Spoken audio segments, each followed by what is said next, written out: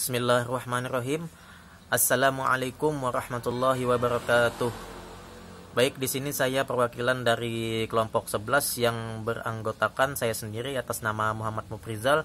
Yang kedua ada Wahyu Sebastian dan yang ketiga ada Muhammad Rozak Yunus. Nah, di sini kami akan membawakan judul makalah yaitu analisis dalam penelitian tindakan kelas. Nah, langsung saja kita ke bagian pengertian analisis data PTK. Dari segi pengertian analisis data yaitu berarti menganalisis suatu data yang telah dikumpulkan melalui instrumen-instrumen tertentu seperti ada observasi, ada wawancara, dan ada juga survei. Nah, di sini disebutkan bahwa analisis data dalam PTK ialah suatu bentuk tindakan dalam perencanaan, tindakan yang disertai dengan pengumpulan data. Nah, jadi kita sebelum meneliti tentu memiliki suatu rencana. Nah, kemudian apabila rencana tersebut telah tercapai, maka kita akan mengumpulkan data-data tersebut ke dalam suatu bentuk tabel. Dan kita akan mengorganisasikannya.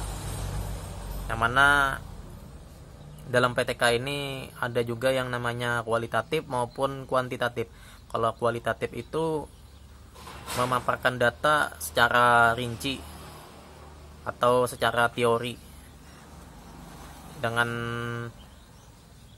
kaidah-kaidah teori yang kuat. Kemudian kalau dari kuantitatif ini dia lebih kepada statistik. Nah, jadi tentu kita harus betul-betul teliti dalam mengumpulkan data melalui kuantitatif, karena kuantitatif ini sifatnya berupa angka-angka dan juga bentuk tabel. Jadi otomatis akan masuk ke dalam bab statistik. Nah, kemudian di sini disebutkan tujuan dari analisis data, yaitu tujuannya ialah mendeskripsikan data dalam bentuk frekuensi. Nah, jadi tadi sudah saya sebutkan bahwasanya analisis itu ialah bisa juga diartikan sebagai mendeskripsikan data secara rinci dalam bentuk frekuensi atau ukuran dan tendensi sentral yang sehingga dapat dipahami karakteristiknya oleh data tersebut. Kemudian tujuan selanjutnya ialah membuat induksi tentang karakteristik populasi yang diperoleh dari sampel statistik.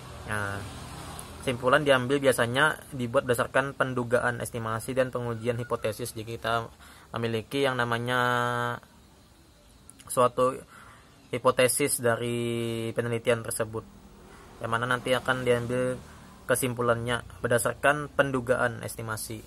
Nah, kemudian di sini ada macam-macam analisis data dalam PTK, yaitu teknik analisis data deskriptif. Nah, tadi kan deskriptif ini lebih kepada menggambarkan suatu data secara rinci maupun detail. Dan kemudian teknik analisis data secara inferensial, yaitu statistik yang digunakan untuk menganalisis data dengan membuat kesimpulan yang berlaku secara umum. Jadi teknik analisis data ya dalam inferensial ini lebih kepada membuat suatu kesimpulan yang digunakan dalam rumus statistik tertentu.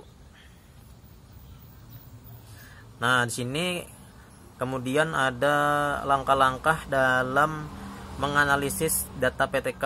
Nah, di sini yang pertama yaitu tahap pengumpulan data dilakukan melalui instrumen pengumpulan data. Nah, tadi kan sudah saya sebutkan ada observasi, ada wawancara, ada survei maupun tes yang nanti akan ditujukan kepada responden.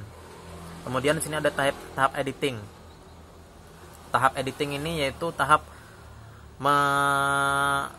memperbaiki dari apa data-data tersebut yang masih belum valid. Nah, kemudian di sini ada tahap coding. Tahap coding ini yaitu tahap pengkodean, artinya memaparkan suatu data-data tersebut berdasarkan kode-kode yang ada dalam disiplin ilmu kuantitatif.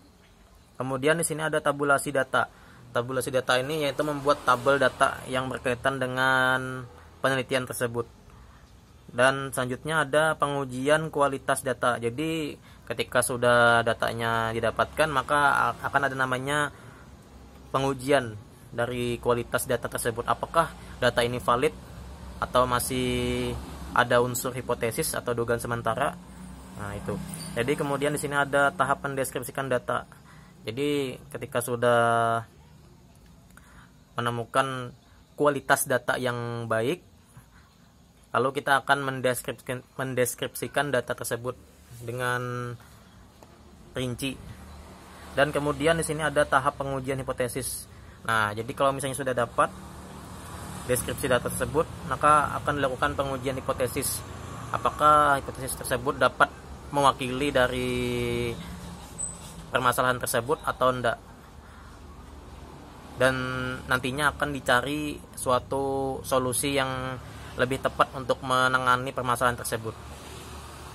Baik, itu saja yang dapat saya sampaikan. Selanjutnya akan disampaikan oleh Saudara Wahyu Sebastian.